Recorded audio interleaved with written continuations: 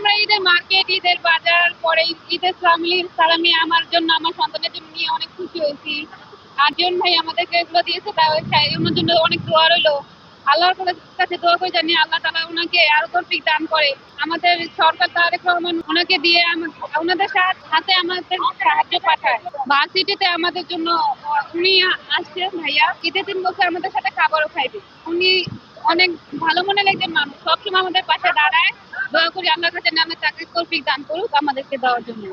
ঈদের দিনে এগুলো পোশাক পরাবো বাচ্চাদেরকে, ভাই বোন দিতে ওনাদেরকেও পরাবো, ঈদের সালামিও দিতে। এইভাবে আমরা এই যে জীবন ভাইয়ের মতো অনেক ভাইয়ারা এখানে দেয়, আমাদেরকে অনেক ভাইয়ারাই দেয়। জামা পাইছি, ঈদ এই জামাটা কিনবো, অনেক জায়গায় কিনবো। আপনারা সবাই জানেন আগামীকালকে ইনশাল্লাহ আমাদের মুসলিম উম্মায়ের সব থেকে আরাধ্য একটি উৎসব ঈদ উল ফিতর। সেই ঈদ উল ফিতর উপলক্ষে কিন্তু আমরা ঈদটাকে উদযাপন করার জন্য নতুন জামা কাপড় পরি, ভালো মন্দ খাবার দাবার খাওয়ার চেষ্টা করি, সবাই একটু পরিপাটি থাকার চেষ্টা করি। কিন্তু দুর্ভাগ্যজনক আমাদের বাংলাদেশে এইরকম ছিন্নমূল পথ শিশু অনেক আছে, মানে তাদের জন্য ঈদটা আসলে ঈদ হিসেবে ধরা দেয় না। তাদের জন্য আসলে ঈদ বলতে যে আনন্দ, সেটা আসলে তাদের জীবনে খুব একটা আসে না। সেই জায়গা থেকে আমি আমার ক্ষুদ্র প্রচেষ্টা, আমি চেষ্টা করেছি তাদের পাশে দাঁড়ানোর জন্য জনাব তারেক রহমানের পক্ষ থেকে। আপনারা জানেন বাংলাদেশের জনগণের ভোটে নির্বাচিত প্রধানমন্ত্রী হিসেবে জনাব তারেক রহমান রাষ্ট্র ক্ষমতায় আসীন হয়েছেন, বাংলাদেশের প্রধানমন্ত্রী দায়িত্বভার গ্রহণ করেছেন। উনার পক্ষ থেকে, যেহেতু উনি আমাদের ছাত্র দলের সাংগঠনিক অভিভাবক, ওনার পক্ষ থেকে তাদের পাশে আমি চেষ্টা করেছি নতুন জামা কাপড় এবং তাদের জন্য যাতে ঈদের দিন একটু ভালো মন্দ কিছু খেতে পারে, তার জন্য কিছু বাজার সামগ্রী উপহার হিসেবে দেওয়ার জন্য। আসলে দেখুন, ঈদটাকে সবাই আনন্দ হিসাবেই দেখে। আসলে ঈদের সময় এই ঢাকা শহরে প্রায় কয়েক কোটি মানুষ বসবাস করে। যেহেতু ঈদের সময় সবাই একযোগে গ্রামের বাড়িতে যাওয়ার জন্য রওনা দেয়, এজন্য একটু রাশ থাকে রাস্তায়, যার জন্য কিছুটা জ্যাম থাকবে। একেবারে বাংলাদেশের ৩-৪ কোটি মানুষকে আপনি এট এ টাইম ঢাকা থেকে বের করতে পারবেন না। তবে হ্যাঁ, অন্যান্য সময় থেকে কিছুটা স্বাচ্ছন্দ্যে এবং নিরাপদে যাওয়ার সুযোগ হচ্ছে, কিছুটা অসঙ্গতি আছে। তবে সেটা যতটা না রাষ্ট্র কাঠামোর, তার থেকে অনেক বেশি আমাদের দায় আছে। আমরা সবাই কিন্তু ঈদের সময় হুড়োহুড়ি করি, এক টাইমে যাওয়ার চেষ্টা করি। এবং আপনি যদি ট্রেন বাসগুলোতে দেখেন, যেহেতু অপর্যাপ্ততা আছে এটা অবশ্যই মানতে হবে, কিন্তু সরকার চেষ্টা করছে একটা সমন্বিত ব্যবস্থাপনা তৈরি করতে, যার মাধ্যমে কিছুটা স্বাচ্ছন্দ্যে সবাই গ্রামের বাড়িতে যেতে পারে। আমরা তো আসলে অন্য কাউকে এটা নিয়ে দোষারোপ করতে পারবো না বা বলতে পারবো না। সবাই যার যার জায়গা থেকে দাঁড়ায়, যার যতটুকু সামর্থ্য আছে দাঁড়ানোর চেষ্টা করে বলে আমরা বিশ্বাস করি। বাংলাদেশ জাতীয়তাবাদী ছাত্রদল জনগণের ভালোবাসার একটি সংগঠন, ছাত্রছাত্রীদের আকাঙ্ক্ষিত ভালোবাসার একটি সংগঠন। আমরা ছাত্র দলের মধ্যে এরকম একটি মেসেজ দেওয়ার চেষ্টা করি, যেহেতু এই তরুণ প্রজন্ম, বিশেষ করে এই জেনজি এবং আলফা গ্রুপ এই জুলাই আগস্টের ছাত্র গণ অভ্যুত্থানে রাজপথে নেমে এই ফ্যাসিস্ট খুনি হাসিনাকে বিতাড়িত করেছে, তাদের মাধ্যমে এবং তাদের মধ্যে এই ধরনের একটি মেসেজ দেওয়া, যাতে করে আমরা ছিন্নমূল শুধু নয়, যারা নিডি এবং যাদের প্রয়োজন তাদের পাশে আমাদের সামর্থ্য অনুযায়ী যদি দাঁড়াতে পারি, তাহলে বাংলাদেশের রাষ্ট্র কাঠামোটা কিছুটা পরিবর্তন করা সম্ভব এবং আমাদের মধ্যে অন্যের পাশে দাঁড়ানোর একটা মানসিকতা তৈরি হবে।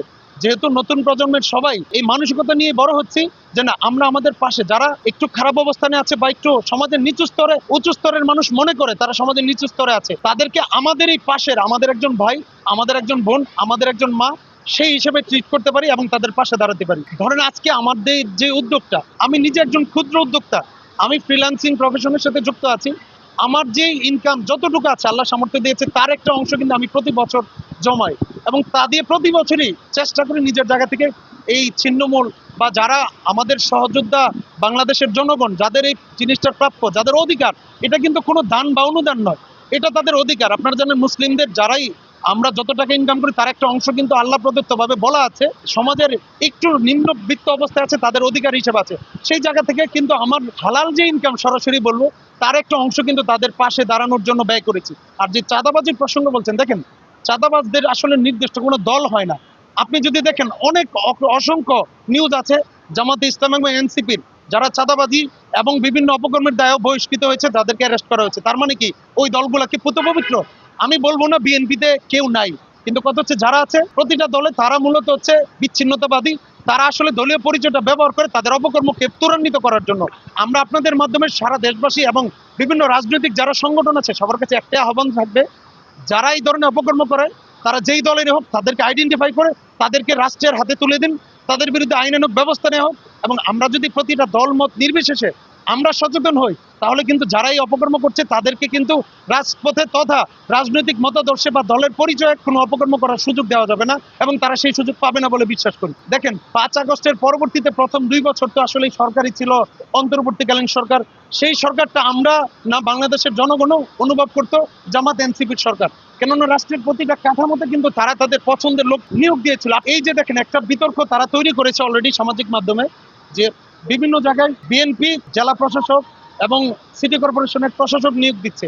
আপনি যদি দেখেন ঢাকা মধ্যে 2টা সিটি কর্পোরেশন আছে, দক্ষিণ সিটি কর্পোরেশন এবং উত্তর সিটি কর্পোরেশন। ঢাকা উত্তর সিটি কর্পোরেশনে প্রশাসক হিসেবে যাকে নিয়োগ দেওয়া হয়েছিল মোহাম্মদ এজাজ, সম্ভবত যদি ভুল না করি, উনি নিষিদ্ধ সংগঠন হিজবুত তাহরীরের সদস্য এবং বাংলাদেশের একজন প্রখ্যাত সাংবাদিক কিন্তু তথ্য প্রমাণ সহকারে সেটা প্রকাশ করেছিল। আপনাদের মাধ্যমে এই প্রশ্নটা আমার, এটা নিয়ে এই যারা এখন হায় উতাস করছে বা প্রপাগান্ডা চালাচ্ছে, তারা কি তখন কেউ এটার বিরুদ্ধে প্রতিবাদ করেছিল? যে একজন নিষিদ্ধ সংগঠনের পদধারী নেতা কিভাবে আসলে সেই জায়গায় আসলো, কিসের যোগ্যতার ভিত্তিতে? আসলে দেখেন এই সরকারটা জনগণের সরকার, জনগণের ভোটে নির্বাচিত বিএনপির সরকার। স্বাভাবিকভাবেই বিএনপি তাদের রাষ্ট্র যে কার্যক্রম সেটা পরিচালনার জন্য ট্রাস্টেড এবং ইফিশিয়েন্ট লোকজনকে কিন্তু নিয়োগ দান করবে, সেটা অবশ্যই বিএনপির সাথে কানেক্টেড হতে পারে। আপনারা এটা দেখবেন যাদেরকে আসলে সেইখানে ওই চেয়ারগুলোতে বসানো হয়েছে তারা অযোগ্য কিনা এবং তাদের কোনো অপকর্ম আছে কিনা, তারা দায়িত্ব পালনের ক্ষেত্রে কোনো স্বজনপ্রীতি করে কিনা, কোনো তাদের ইফিসিয়েন্সির কোনো ঘাটতি থাকে কিনা, সেটা নিয়ে আপনারা প্রশ্ন করুন। আমি বিশ্বাস করি, শুধু আমি না, আমি আশা করি আপনারাও বিশ্বাস করেন, তারেক রহমান যেই প্রক্রিয়াতে আগাচ্ছে, বিগত এই 1 মাসও হয় নাই এই সরকারের, এর মধ্যে যে কার্যক্রমগুলো উনি হাতে নিয়েছেন, এর মাধ্যমে বাংলাদেশের জনগণ আশান্বিত হচ্ছে যে না, বাংলাদেশে নতুনত্ব আসবে এবং বাংলাদেশের রাষ্ট্র কাঠামোতে এই সরকারটা জনগণের সরকার হিসেবে দাঁড়াবে তাদের পাশে। এইখানে চাঁদাবাজির দায়ে জামাত এনসিপির লোকজনও কিন্তু বহিষ্কৃত হয়েছে, আটক হয়েছেন। আমাদের দলেরও কেউ ছিল না এটা বলবো না, বাট যারাই আছে তাদের বিরুদ্ধে আমাদের দল 5 আগস্টের পর থেকে যেমন খুবই স্ট্রিক্ট ছিল, তাদের বিরুদ্ধে আমাদের দলীয় যেই সাংগঠনিক ব্যবস্থা সেটা নেওয়া হয়েছিল। বাকি কাজটা ছিল রাষ্ট্রের, সেই কাজটা হয় না। কিন্তু আপনাদের একটা আশার কথা বলি, এই সরকার ক্ষমতা নেওয়ার পরে 2টা জায়গায় কিন্তু চাঁদাবাজির অভিযোগ এসেছে, তাদেরকে বহিষ্কার করার পরে তাদের বিরুদ্ধে দল কিন্তু বাদী হয়ে মামলা করেছে, এদের মধ্যে 2 জনকে আটক করা হয়েছে। তাহলে একটা জিনিসই বলবো, বিএনপি চাঁদাবাজকে প্রশ্রয় দেয় না, যারা চাঁদাবাজি করে তাদেরকে বিএনপিতে কোনো ঠাঁই দিবে না, সেটার কিন্তু মেসেজ সরকার রাষ্ট্র কাঠামোর মধ্যেই কিন্তু 2টা অলরেডি দিয়ে দিয়েছে। শুধু আপনাদের কাছে আহ্বান থাকবে, যারাই হোক, সেটা যদি আমাদের দলেরও কেউ হয়, আপনারা যদি একটু সোচ্চার থাকেন, সামাজিক মাধ্যম এবং ইলেকট্রনিক প্রিন্ট মিডিয়াগুলো যদি তাদের জায়গায় সচেতন থাকে, বাংলাদেশের যেই দলের যেই হোক চাঁদাবাজি বা কোনো অপকর্ম করে এই দেশে ভালোভাবে টিকে থাকতে পারবে না।